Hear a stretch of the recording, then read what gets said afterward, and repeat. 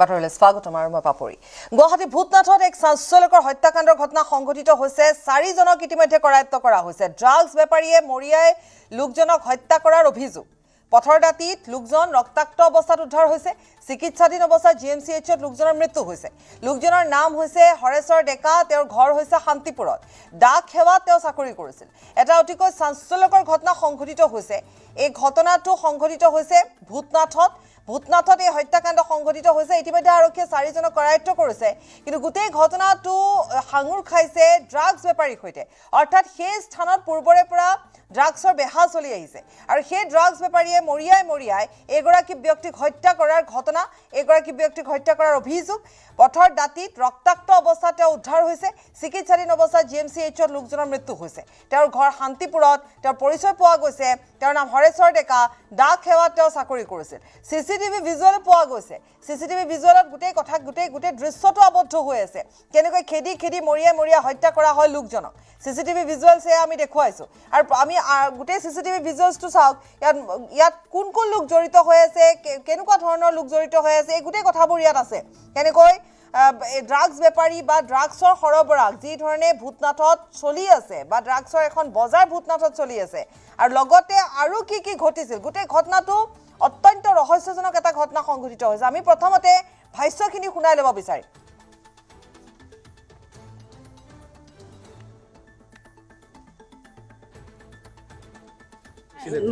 ঘটনাটো মইতো ইয়াতে বহুত বছৰ হ'ল ন, 40-50 বছৰ মই ইয়াতে। মোৰ ল'ৰা ছোৱালীও বিয়া দিছোঁ, মোৰ ল'ৰা ছোৱালীও জন্ম ইয়াতে।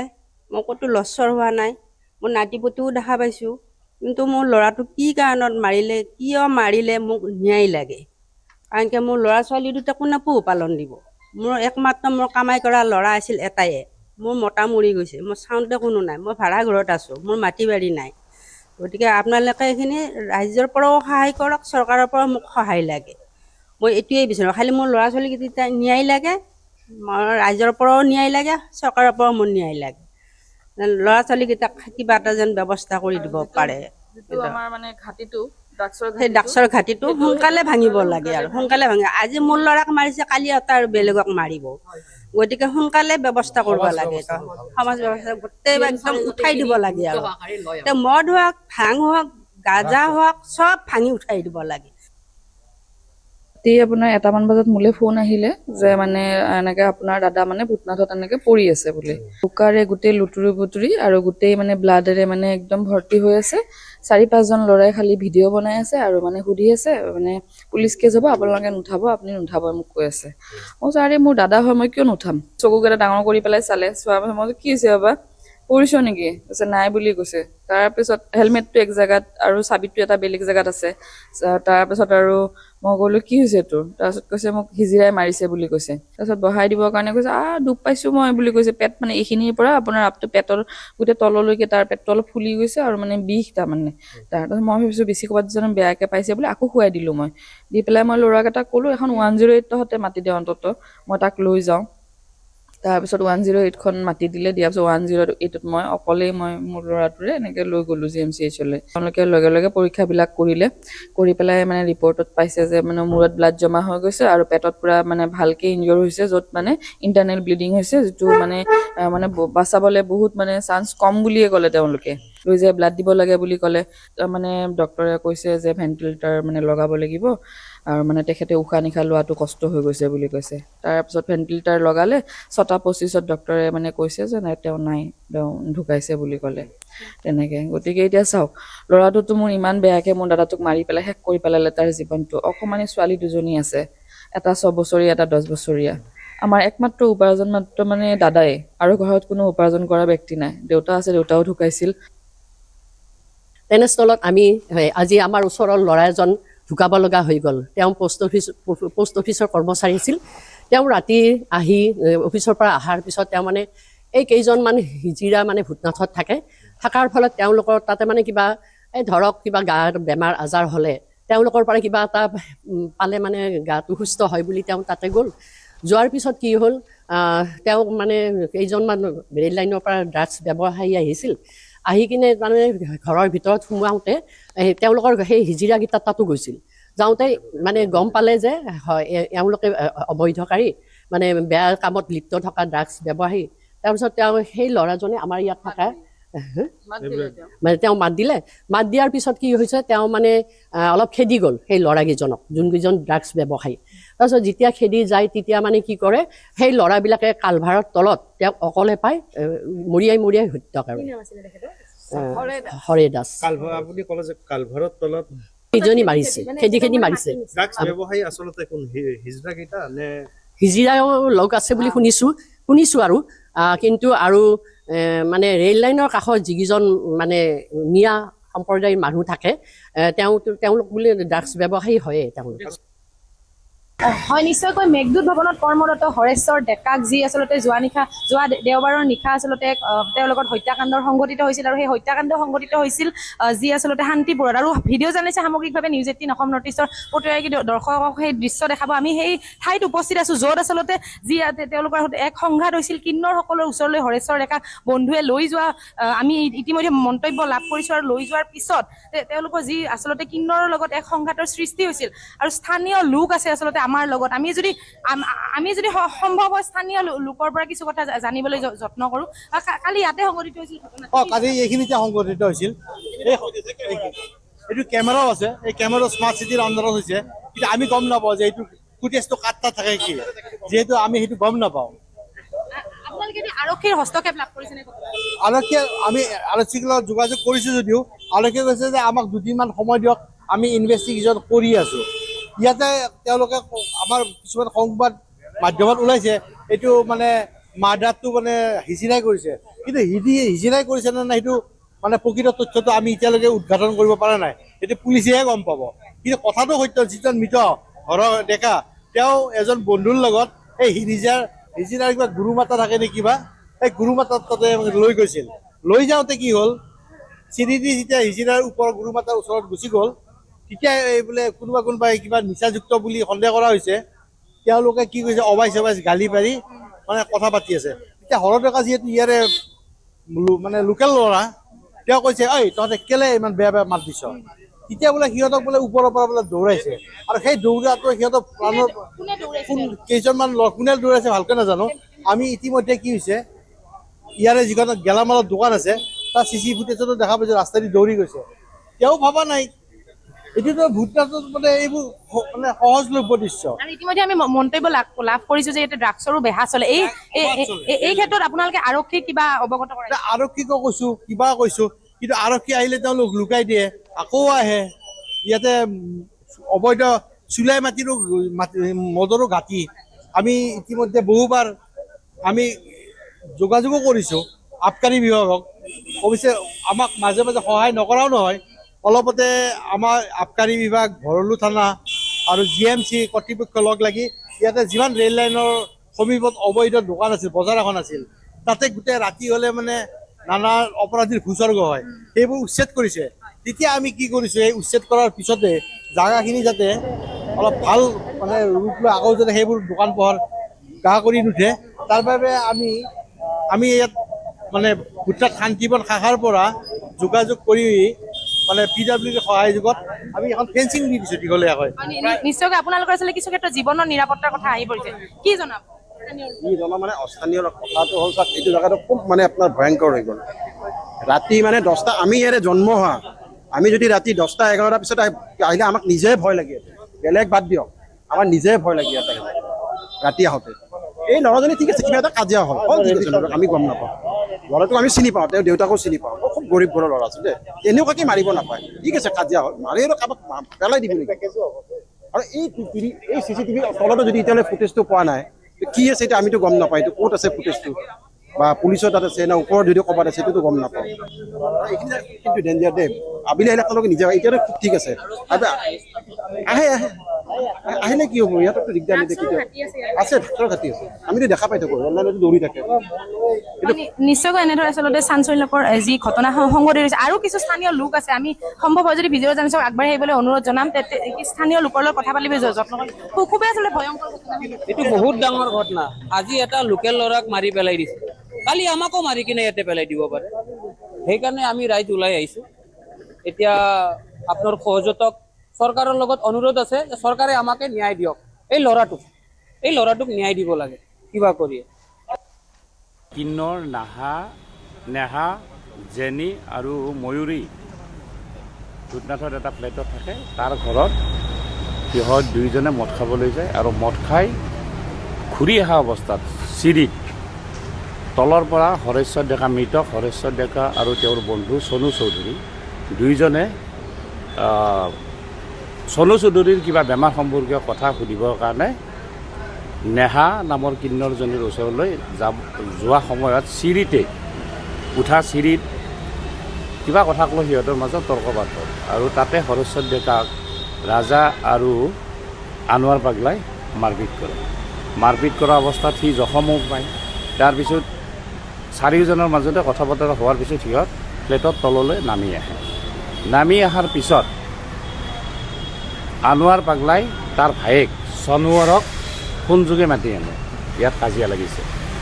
আৰু ৰাজাই তাৰ নিজৰ পত্নীক মৰমী বেগমক তালৈ ঘটনাস্থলীলৈ মাতি আনে। ঠিক সেই সময়তে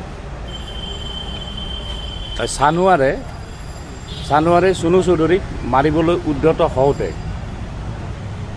চনু চৌধুৰী ঘটনাস্থলীৰ পৰাই আঁতৰি যায়। কাৰণ যিহেতু গোটেইকেইজন ল'ৰা মানে হৰেশ্বৰ ডেকাই হওক বা আনোৱাৰ ৰাজাই হওক সিহঁত গোটেইকেইজন সেই অঞ্চলৰে ল'ৰা আৰু চনু চৌধুৰী তাৰ ল'ৰা নাছিলে, সি বা হৰেশ্বৰ ডেকাৰ বন্ধুহে আছিলে। ৰাজা আনোৱাৰ পাগলা আৰু চানোৱাৰে ঘটনাস্থলীত মৰমীকো দেখা গৈছে। এই তিনিজনে লগ লাগি হৰেশ্বৰ ডেকাক নিৰ্মলভাৱে প্ৰহাৰ কৰে, যাৰ ফলত হৰেশ্বৰ ডেকাই মূৰত গুৰুতৰভাৱে জখম পায় আৰু গুৰুতৰভাৱে জখম পোৱা অৱস্থাত তাতে ঘটনাস্থলীতে ভূতনাথ আপোনাৰ কালী মন্দিৰৰ ওচৰত তাতে পেলাই থৈ ইহঁত পলাই গুচি যায়। মেইন কালপিত ৰাজা আৰু আনোৱাৰকো আমি গ্ৰেপ্তাৰ কৰিছোঁ। সোধপোছৰ কাৰণে মৰমী আৰু কি মনোৱাৰকো আনোৱাৰৰ ভায়েক তেওঁকো মানে আমি সোধপোছৰ বাবে আটক কৰিছোঁ। বৰ্তমান এই চানোৱাৰ বোলাজন পলাতক অৱস্থাত আছে। আমি গোটেইখিনি আমি সূক্ষ্মভাৱে তদন্ত অগ্ৰগতি পাই আছোঁ আৰু অতি কম সময়ৰ ভিতৰত আমি যিজন অপৰাধীক কৰায়ত্ব কৰিব পৰা নাই তাকো কৰায়ত্ব কৰিবলৈ সক্ষম হ'ম বুলি আমি ধাৰণা কৰিছোঁ। ৰাজা আৰু পুলিচ আমলোক কো পকৰে আমলোক বলেগা আপকা ফ্যামিলি কা নাম্বাৰ বিৰিঞ্চিৰ সৈতে সংযুক্ত হ'ম এইবাৰ আমি। বিৰিঞ্চি, গোটেই ঘটনাটো যিমান দূৰ বুজি পোৱা গ'ল বা গোটেই কথাবিলাক যদি আমি লিংক কৰোঁ তেতিয়াহ'লে দেখিবলৈ পোৱা যায় যে একেবাৰে জটিল হৈ পৰিছে। কাৰণ ইয়াত দুটা ফৈদ আছে আৰু এফালে যদি আমি কিন্নৰৰ কথা কওঁ এফালে তাত ড্ৰাগছৰ ঘাটি। এতিয়া ড্ৰাগছৰ ঘাটি যিটো বিষয় সেইটো ইতিমধ্যে কোৱা হৈছে যে সেই অঞ্চলটো ড্ৰাগছৰ ঘাটি আছে, তাত গাঞ্জা বিক্ৰী কৰে, তাত নিচাযুক্ত দ্ৰব্য যিমান আছে চবৰে এখন ডাঙৰ বজাৰ আছে। গতিকে সেই এটা কলা অধ্যায় আছে। কিন্তু সমান্তৰালভাৱে কিন্নৰৰ প্ৰসংগও ইয়াত আছে। কাৰণ হৰেশ্বৰ ডেকা ক'লৈ গৈছিলে, কাক লগ কৰিছিলে, কিয় লগ কৰিছিলে, তাৰ মাজতে আকৌ কোনোবা তেওঁলোকৰ তেনেকুৱা ধৰণৰ কথা কিছুমানো আহিছে, বেমাৰৰ ঔষধ আনিবলৈ গৈছিলে। এই গোটেই কথাখিনি সামৰি আপোনাৰ পৰা আমি শেহতীয়া সকলো তথ্য লাভ কৰিম। পাপৰি চাওক, আচলতে গোটেই ঘটনাটো যি ধৰণে আচলতে জটিল ৰূপ লৈছে আচলতে সেই ধৰণে আচলতে জটিল নহয়। ঘটনাটো খুবেই আচলতে এটা স্বাভাৱিক এটা আচলতে ঘটনা, কিয়নো যিগৰাকী হৰেশ্বৰ ডেকা ইতিমধ্যে মৃত্যু হৈছে তেখেতো সেইদিনাখন নিচাসক্ত অৱস্থাত আছিল আৰু তেওঁৰ লগৰ যিগৰাকী বন্ধু চনু চৌধুৰী দুয়োগৰাকীয়ে সেইদিনা নিশা অৰ্থাৎ পৰহি নিশা তেওঁলোকে নিচাগ্ৰস্ত অৱস্থাত যিগৰাকী কিন্নৰৰ গুৰুমা সেই গুৰুমাৰ পৰা আশীৰ্বাদ ল'বৰ কাৰণে তেওঁলোক গৈছিল। আচলতে সেইখিনি সময়ত অপ্ৰয়োজনীয় এটা তেওঁলোকে কাম সেইখিনি সময়ত বিচাৰি লৈছিল আৰু পৰৱৰ্তী সময়ত যিটো ঘৰত সেই নেহা নামৰ আচলতে সেই গুৰুমাগৰাকী থাকে আৰু তেওঁলোকৰ অন্য যিখিনি কোঠা আছে সেয়া আচলতে এগৰাকী এডভোকেটৰ অধিবক্তাৰ ঘৰত তেওঁলোকে ভাড়া লৈ বহুকেইগৰাকী কিন্নৰ তাত থাকে। তেওঁলোকে সেই আশীৰ্বাদ ল'ব গৈছিল, কিন্তু সেইখিনি অৱস্থাত সেই সময়ত সেই নেহা নামৰ গুৰুমাগৰাকীও নাছিল বা ময়ূৰী নামৰ যিগৰাকী কিন্নৰ নাম কৈছোঁ বা অন্য এগৰাকী কিন্নৰ তেওঁলোকো আচলতে সেইখিনি সময়ত নাছিল। কিন্তু তেওঁলোকৰ পৰিৱৰ্তে সেই ময়ূৰীৰ কোঠাত যি আমি মনোৱাৰৰ কথা কৈছোঁ তেওঁলোকে আচলতে সেইখিনি সময়ত তাত মদৰ আড্ডা কৰি আছিল আৰু তেওঁলোকে মদৰ আড্ডা কৰি ঠিক নামি আহোঁতে তাৰমানে সেই যিটো কোঠা য'ত গুৰুমা তেওঁলোকৰ যি গুৰুমা যে গুৰুমা বহে গুৰুমাই তাত ঔষধ দিয়ে বা আশীৰ্বাদ দিয়ে নেকি প্ৰথম পইণ্টটো সেইটোৱে যে তাত কি চলে আচলতে সেই কোঠালিটোত প্ৰকৃততে কি চলে কেইবাগৰাকীও কিন্নৰ থাকে তাত গুৰুমা থাকে গুৰুমাই কাৰোবাক আশীৰ্বাদ দিয়ে গতিকে এইটো এটা প্ৰথা বা তেনেকুৱা ধৰণৰ কথা এটা সেই কোঠাটোত চলি আছিলে বা ইমান বছৰ চলি আছে নেকি বেঞ্চি নিশ্চয়কৈ আচলতে আমি এতিয়ালৈকে যিখিনি আৰক্ষী তদন্তত বা দেখিছোঁ বা আমি যিখিনি আচলতে অনুসন্ধান কৰি পাইছোঁ যিগৰাকী চুনু চৌধুৰী হৰেশ্বৰৰ যিগৰাকী বন্ধু সেই নিশা আছিল তেওঁকো ইতিমধ্যে তেওঁ যিহেতু আই উইটনেছ গোটেই ঘটনাটো তেওঁকো ইয়াত ইতিমধ্যে সোধা পোছা কৰিছে আমি তেওঁৰ লগতো কথা পাতিছিলোঁ তেওঁ কিন্তু সেইখিনি সময়ত বাৰে বাৰে এটা কথা কৈছিল তেওঁ যিহেতু উলুবাৰীত থাকে তেওঁ বাৰে বাৰে সেই কথাখিনি কৈছিল যে আজি আমি সেই জেগাটোত নাযাম অন্য এদিন যাম কিন্তু হৰেশ্বৰে মদৰ আচলতে নিচাত তেওঁ জোৰ কৰি এইগৰাকী চুনু চৌধুৰীক সেই গুৰুমা এগৰাকী ওচৰলৈ লৈ আহিছে বুলি তেওঁ ইতিমধ্যে আৰক্ষীৰ আগত স্বীকাৰোক্তি দিছে গতিকে এটা কথা বুজিব পাৰি তাত যে গুৰুমাক লৈও এটা কাৰবাৰ চলি আছে ইমান দিনে কাৰণ আপুনি চাওক তাত গুৰুমা থাকে গুৰুমা নথকা অৱস্থাত তাত সুৰাৰ আড্ডাও চলিছে গতিকে ঘাটি সেইখিনি বুলিয়ে ক'ব পাৰি আৰু সুৰা বা ড্ৰাগছৰ আড্ডা এটা তাত চলে মানে সেই কোঠালিটোত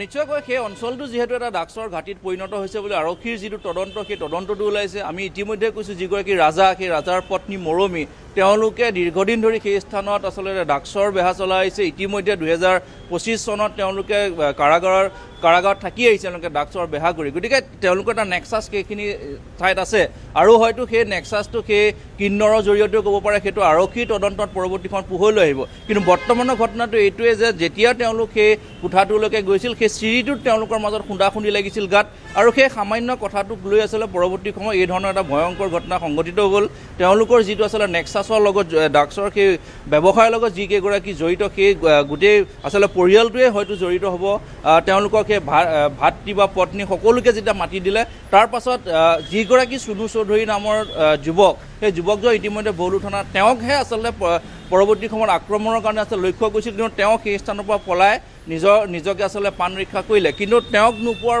ফলত এইগৰাকী হৰেশ্বৰ ডেকাক আছে উপযোগ কৰি যেতিয়া প্ৰহাৰ কৰিল আৰু তেওঁ যেতিয়া পৰি গৈছিল তেওঁ তেতিয়া পিছমূৰত দুখ পায় সেইখিনি সময়তে তেওঁ যথেষ্ট গুৰুতৰ অৱস্থা হৈ পৰিছিল আৰু সেই স্থানতে এই কেইগৰাকী অভিযুক্ত তেওঁলোকে এৰি থৈ গুচি গ'ল আৰু পৰৱৰ্তী সময়ত তেওঁলোকৰ হৰেশ্বৰৰ ঘৰৰ মানুহক খবৰ দিয়া হ'ল যে এনেধৰণৰ এটা ঘটনা হৈছে তেওঁ সেই স্থানত পৰি আছে গতিকে তেওঁৰ পৰা ততাতৈয়াকৈ যেতিয়া GMCHত ভৰ্তি কৰিল যোৱাকালি তেওঁ প্ৰায় 8:30 মান বজাত তেওঁ যিহেতু তেওঁৰ মৃত্যু হৈছে এতিয়া ব্ৰিঞ্চে আমি ইমানখিনি বুজিব পাৰোঁ যে এই যি অভিযুক্ত যিগৰাকী ভুক্তভোগী যিগৰাকী মৃত্যু হ'ল তেওঁৰ সৈতে পূৰ্বৰে চিনাকিও আছিল হৰেশ্বৰ ডেকাৰ সৈতে তেওঁলোকৰ চিনা পৰিচয় আছিলে কাৰণ সেই অঞ্চলটোতে হৰেশ্বৰ ডেকাও আছিলে গতিকে তেওঁলোকে সেইখিনি সময়ত সকলো আটাইকেইজনে সুৰাসক্ত অৱস্থাত আছিলে চনু চৌধুৰীক তেওঁলোকে লক্ষ্য হিচাপে লৈছিলে মাৰিবৰ বাবে কাৰণ চনু চৌধুৰী তেওঁলোকৰ বাবে এক প্ৰকাৰ অচিনাকি আছিলে হৰেশ্বৰ ডেকাৰ তেওঁ বন্ধু আছিলে আৰু চনু চৌধুৰীয়ে নিজকে ৰক্ষা কৰি সেই স্থান ত্যাগ কৰিছিলে কিন্তু এওঁলোকৰ মাজত বাক বিতণ্ডা ইমানেই বৃদ্ধি পালে যিটো নেক্সাছ যিটো দল তেওঁলোকৰ গোটেইখিনি আহি তাত উপস্থিত হয় এটা মাৰপিটৰ ঘটনা তাত সংঘটিত হয় অৱশেষত এই হৰেশ্বৰ ডেকাৰ মৃত্যু হয় কিন্তু ইয়াত যে এটা নেক্সাছ আছে সেই কথাটো স্থানীয় লোকে জানে আৰক্ষীক পূৰ্বতেও খবৰ দিছে কিন্তু তাৰ পিছতো নেক্সাছটো বৃদ্ধি পাই গৈ আছে ৰাজাৰ পত্নীয়ে জেলৰ ভাতো খাই আহিছে কিন্তু সেই যি ব্যৱসায় সেই ব্যৱসায় কিন্তু তেওঁলোকে সাহসেৰে চলাই গৈছিলে বিৰিঞ্চি নিশ্চয় বাপুৰে এই ক্ষেত্ৰত কিন্তু আৰক্ষীও যথেষ্ট কৰণীয় আছে কিয়নো তেওঁলোকৰ হাতত যিহেতু তথ্য আছে উপযুক্ত যে ৰাজা আৰু তেওঁৰ পত্নীয়ে দীৰ্ঘদিন ধৰি ড্ৰাগছৰ ব্যৱসায় কৰে কেৱল তেওঁলোক দুজনেই নহয় অভিযোগ উঠিছে যে সেই অঞ্চলটোৰে বিভিন্ন জন এই ব্যৱসায়ৰ লগত জড়িত বা তেওঁলোক ড্ৰাগছ আসক্ত যুৱক তেওঁলোকে বিভিন্ন তেওঁলোকৰ আৰক্ষীৰ তদন্ততে ওলাইছে যে তেওঁলোকে ঘৰলৈকে নাযায় তেওঁলোকে সেই ৰাস্তাতেই থাকে ৰাস্তাতেই খায় ৰাস্তাতেই এই ধৰণৰ ব্যৱসায় কৰি থাকে গতিকে তেওঁলোক যে সেইখিনি সময়ত ড্ৰাগছৰ যে গ্ৰাসত পৰি আচলতে সেই ঘটনাটো কৰিছে সেইটো আমি নুই কৰিব নোৱাৰোঁ এই মুহূৰ্তত হৰেশ্বৰ ডেকাও যে আচলতে নিচাগ্ৰস্ত আছিল সেই কথাখিনিও আমি এই মুহূৰ্তত স্বীকাৰ কৰিব লাগিব গতিকে এই গোটেই ব্যৱস্থাত এটা আৰক্ষীয়ে যি ধৰণে আচলতে ব্যৱস্থা গ্ৰহণ কৰিব লাগে সেই আৰক্ষীয়ে ব্যৱস্থা গ্ৰহণ কৰিব লাগিব স্থানীয় যিসকল লোক আছে ৰাইজ আছে নেতৃস্থানীয় যিসকল লোক আছে তেওঁলোকৰো কৰণীয় আছে যে সেই স্থানত সেইসকল লোকে কেনেধৰণে ফুটপাথতে থাকি এই ধৰণৰ এটা ব্যৱসায় চলাই আছে তেওঁলোকে সেই কথাখিনি আৰক্ষীক অৱগত কৰিছিলে দীৰ্ঘতে গতিকে এই ধৰণৰ কিছু কথা আহি পৰিছে ধন্যবাদ বেঞ্চি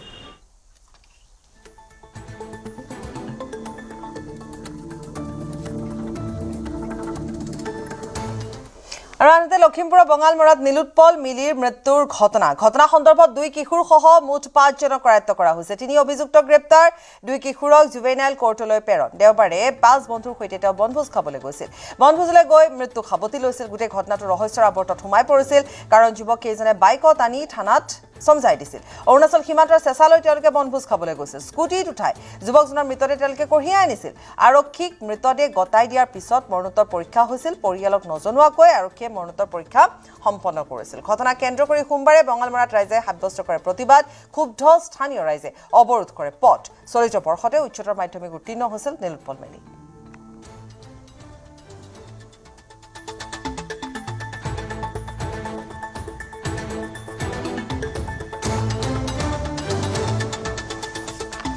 আমি অধিক খবৰ লাভ কৰিম সঞ্জীৱ লাহনৰ পৰা আমি আকৌ এবাৰ গোটেই ঘটনাটো কৈছো কাৰণ গোটেই ঘটনাটো প্ৰথমৰ পৰাই সন্দেহৰ আৱৰ্তত আছিলে সেই কেইজন বন্ধুক তেওঁলোকৰ পৰিয়ালে বৰ বিশেষভাৱে চিনি নাপায় বুলিও কৈছিলে গতিকে নতুন বন্ধু আছিলে আৰু তেওঁলোকে নীলোৎপল মিলিৰ সৈতে তেওঁলোকে বনভোজ খাবলৈ গৈছিলে বনভোজ খোৱাৰ বা এই সমস্যাত বনভোজ খোৱাৰ কথাৰ ক্ষেত্ৰত তেওঁৰ মাতৃয়ে তেওঁক বাৰে বাৰে মানাও কৰিছিলে বা এইটো বতৰ নহয় সময় নহয় কাৰণ ইফালে পানী বাঢ়ি আছে এনেকুৱা ধৰণৰ বিভিন্ন কথা বাৰিষাৰ কথাও অৱগত কৰিছিল কিন্তু তেওঁৰ সন্তানে কথাখিনি গুৰুত্ব দিয়া নাছিলে বা শুনা নাছিলে তেওঁ বনভোজ খাবলৈ গুচি গৈছিলে আৰু তাৰ পিছতে এই ঘটনাটো সংঘটিত হয় যিটো ঘটনা যথেষ্ট ৰহস্যৰ সৃষ্টি কৰে এটা আটাইখিনি খবৰ আমাক জনাব সঞ্জীৱ লাহনে সঞ্জীৱ হয় পাপৰি চাওক একেবাৰে শেহতীয়া খবৰটো হ'ল নীলোৎপল যিগৰাকী সফল ডেকা নীলোৎপল মিলিৰ মৃত্যু হৈছিল সেই নীলোৎপল মিলিৰ শেষকৃত্য সম্পন্ন কিন্তু এতিয়াও পৰিয়ালে সম্পন্ন কৰা নাই মই পুনৰ কৈছোঁ যে যোৱাকালিয়ে মৃতদেহ সমজাই দিয়া হ'ল নীলোৎপল মিলিৰ পৰিয়ালত নীলোৎপল মিলিৰ মৃতদেহ সমজাই দিয়া হ'ল কিন্তু আজি এই পৰ্যন্ত কিন্তু নীলোৎপল মিলিৰ মৃতদেহ এতিয়াও সৎকাৰ কৰা হোৱা নাই আৰু যি পৰিয়াল আছে বা মাক দেউতাক আছে বা অভিভাৱক আছে তেওঁলোক এতিয়াও কিন্তু সন্তুষ্ট নহয় আৰু ইয়াৰ অন্তৰালত আৰু এটা কথা আছে যে যদিও বা এতিয়ালৈকে 5জন নীলোৎপলৰ বন্ধু যিকেইজন লগত নেকি ঘৰৰ পৰা ওলাই গৈছিল সেই 5জনক এতিয়ালৈ 5জনৰে 3জনক ইতিমধ্যে গ্ৰেপ্তাৰ কৰিছে আৰু 2জনক যিহেতু তেওঁলোক কম বয়সীয়া গতিকে জুভেনাইললৈ তেওঁলোকক প্ৰেৰণ কৰিছে সেই 3জন হ'ল আৰিয়ান দেৱনাথ সুনীল দাস আৰু বিশ্বজিৎ বুঢ়া যদিওবা এই 5জনক আইনৰ আওতালৈ আনিছে তথাপিতো কিন্তু পৰিয়াল সন্তুষ্ট হোৱা নাই পৰিয়ালৰ সূত্ৰে আমাক জানিবলৈ দিয়া মতে বা আমাৰ হাতত থকা গোপন তথ্য অনুসৰি আৰিয়ান দেৱনাথ সুনীল দাসৰ পিতৃ তেওঁলোকৰ পৰামৰ্শ মতেই মৃতদেহটো তেনেদৰে মানৱীয়ভাৱে স্কুটিত বহুৱাই প্ৰায় ইয়াৰ পৰা প্ৰায় 30 কিলোমিটাৰ দূৰত্বত থকা চেঁচা নদীৰ পৰা আনি ইয়াৰ পোৱালেহি মই যি স্থানত উপস্থিত আছোঁ এই স্থানতে আচলতে মৃতদেহটো সেই 5 বন্ধুৱে আহি সমজাই দিছিলে বৰমা আৰক্ষীক সমজাই দিছিলেহি প্ৰায় 30 কিলোমিটাৰ হ'ব 30 কিলোমিটাৰ পথ ইমান সুদূৰ এটা পথ দিন দুপৰতে পাপৰি ডাঙৰ কথা সমগ্ৰ ঘটনাটো ৰাতি যদিও বা আৰক্ষীয়ে পোহৰলৈ আৰক্ষীয়ে তদন্ত প্ৰক্ৰিয়া বা আৰক্ষীয়ে কাম কাজ যদিও বা ৰাতি আৰম্ভ কৰিছে কিন্তু সমগ্ৰ ঘটনাটো সংঘটিত হৈছিলে দিন দুপৰতে যোৱাকালি দিন দুপৰতে সংঘটিত হৈছিলে ক্ষমা কৰিব দেওবাৰ দিন দুপৰতে সংঘটিত হৈছিলে পিছবেলা সংঘটিত হৈছিলে তাৰপিছত এই যি আৰিয়ান দেৱনাথ আৰু সুনীল দাসৰ যি পিতৃ তেওঁলোকৰ পৰামৰ্শক্ৰমে একেবাৰে আইন বহিৰ্ভূতভাৱে অমানৱীয়ভাৱে মৃতদেহটো আনি সুদূৰ 30 কিলোমিটাৰ দূৰত্বৰ পৰা আনি থানাৰ কেম্পাছ পোৱাইছিলেহি তাৰ পৰিৱৰ্তে এতিয়া সকলোৱে প্ৰশ্ন কৰিছে সেই কম বয়সীয়া যিকেইজন ডেকা ল'ৰা সেই ডেকা ল'ৰাকেইজনক শিক্ষিত ডেকা ল'ৰা তেওঁলোকে আইনগত দিশটোত ইমান সচেতন তেওঁলোক নহয় হয় যদি আমি মানি লওঁ এই মুহূৰ্তত পাপৰি চাওক যে এইটো এটা দুৰ্ঘটনা আছিল তথাপিতো কিন্তু মৃতদেহটো সেই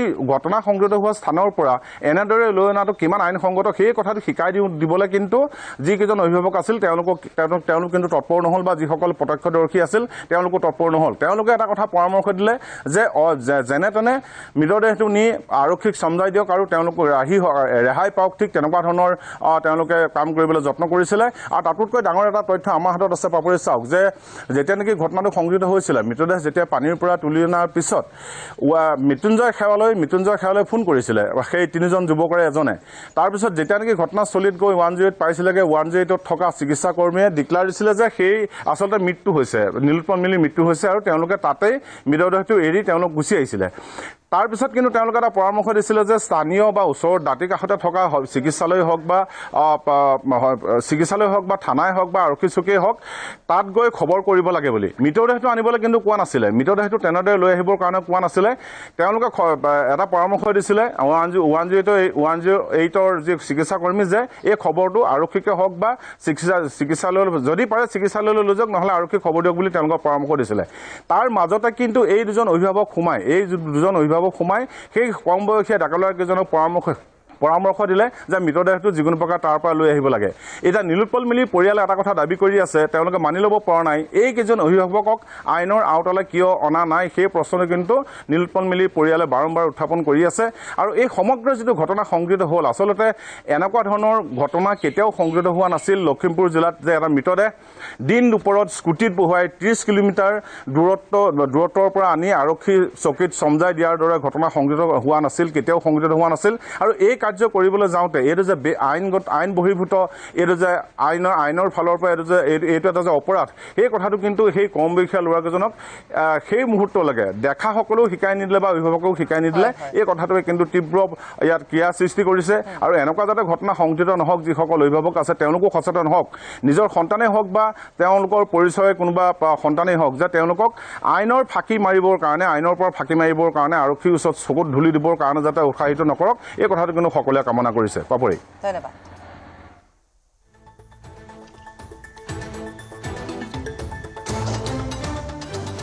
ৰঙিয়াৰ ইণ্ডিয়া গেটত নিশা চাঞ্চল্যকৰ ঘটনা। চিকিৎসালয়ত ভৰ্তি হৈ থকা ৰোগীয়া মাতৃৰ বাবে চাইকেলেৰে নিশাৰ আহাৰ লৈ গৈ থকা অৱস্থাত বিশু দাস নামৰ এজন লোকক ৰাজপথত ভয়ংকৰভাৱে আক্ৰমণ কৰা হয়। তাঁতিপাৰাৰ ভৱেন দাস নামৰ এজন যুৱকৰ স্কুটিত বিশুৰ চাইকেলখনে সামান্য খুন্দা মৰাৰ অজুহাততে ভৱেন দাসে চোকা অস্ত্ৰ আৰু শিলেৰে বগৰাই বিশুক নিৰ্মমভাৱে মাৰপিট কৰে। বৰ্বৰ আক্ৰমণৰ বলি হোৱা বিশু দাসক সংকটজনক অৱস্থাত উন্নত চিকিৎসাৰ বাবে গুৱাহাটীলৈ প্ৰেৰণ কৰা হয়।